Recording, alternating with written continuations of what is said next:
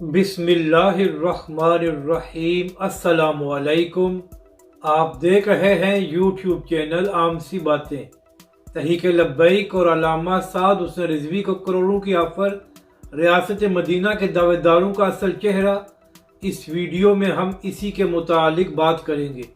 नाज़रीन इकराम, फैसल वाडा साहब को इमरान खान के बड़े करीब समझा जाता था और यही वजह थी कि जब भी किसी किस्म के मुज़ाकरात में डेडलॉक होता था तो फिर फैसल वाडा को सामने लाया जाता था। इसीलिए पिछले कई महीनों से फैसल वाडा साहब ही इमरान खान की तरफ से इस्टेब्लिशमेंट से बातचीत कर रहे थे।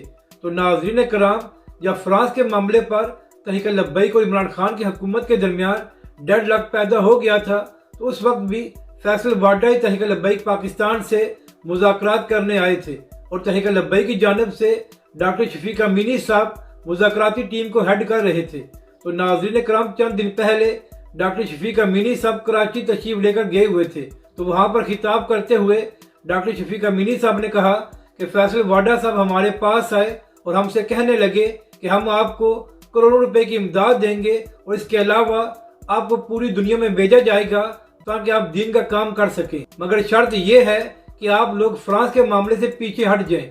तो इसका जवाब देते हुए अल्लामा साद हुसैन रिजवी और तहरीक लब्बैक के दीगर कायदीन ने कहा कि कुछ भी हो जाए हम फ्रांस के मामले से पीछे नहीं हटेंगे।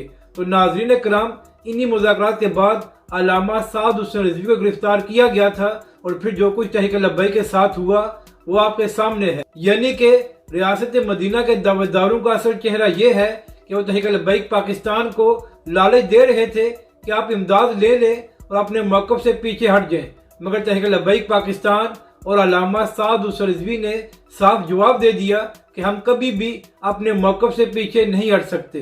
अपनी राय का ज़रूर इज़हार करें कि आपको ये वीडियो कैसी लगी और हमारे इस चैनल को भी सब्सक्राइब करें।